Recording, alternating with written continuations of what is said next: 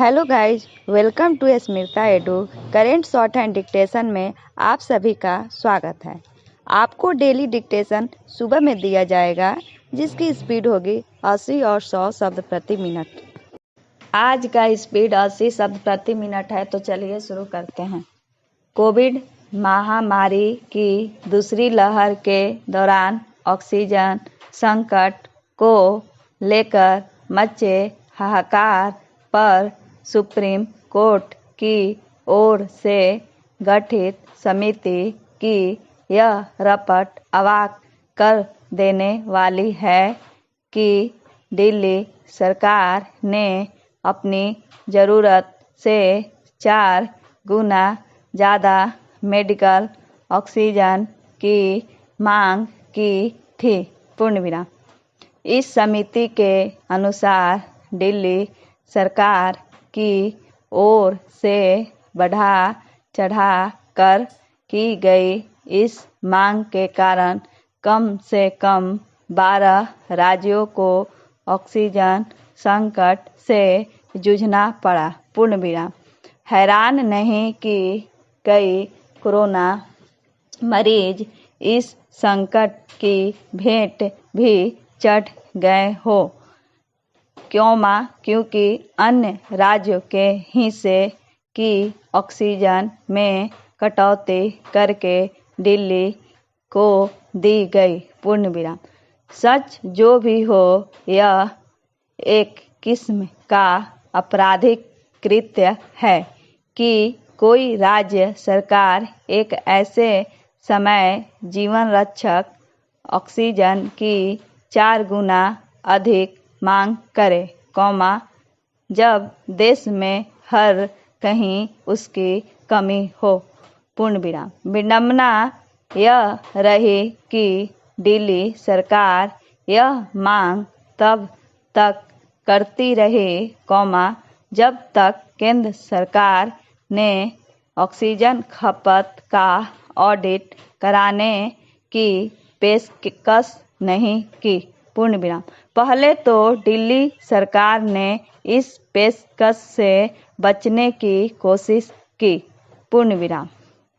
फिर यातायात यह कहने लगी कि उसे कहीं कम ऑक्सीजन की ज़रूरत है। पूर्णविराम। इससे तो यही लगता कि जानबूझकर ज़रूरत से ज़्यादा ऑक्सीजन की मांग की जा रही थी। पूर्णविराम। आखिर इसका क्या मकसद हो सकता है? संकट को और बड़ा करके दिखाना और केंद्र सरकार को बदनाम करना, अथवा अपनी गलती के लिए किसी और को जिम्मेदार दिखाना? दिल्ली सरकार का मकसद जो भी हो, इसकी अनदेखी नहीं की जा सकती कि उसकी ऑक्सीजन संबंधी मांग को सही समझकर दिल्ली उच्च न्यायालय केंद्र सरकार को न केवल फटकार लगाने में लगा हुआ था, बल्कि उसके अधिकारियों के खिलाफ अवमानना की कार्यवाही शुरू करने को भी तैयार था। पूर्णविराम। स्पष्ट है कि दिल्ली उच्च न्यायालय भी यह मान बैठा था कि दिल्ली सरकार को वाकई उतनी ही ऑक्सीजन की ज़रूरत है, जितनी उसके द्वारा मांग की जा रही थी। पूर्णविराम। अच्छा होगा कि सुप्रीम कोर्ट की समिति उन कारणों की तह तक जाने की कोशिश करे, जिनके चलते दिल्ली सरकार 300 मीट्रिक टन के बजाय 1200 मीट्रिक टन ऑक्सीजन मांग रही थी। पूर्णविराम। ताकि इस कृत्य के लिए जिम्मेदार लोगों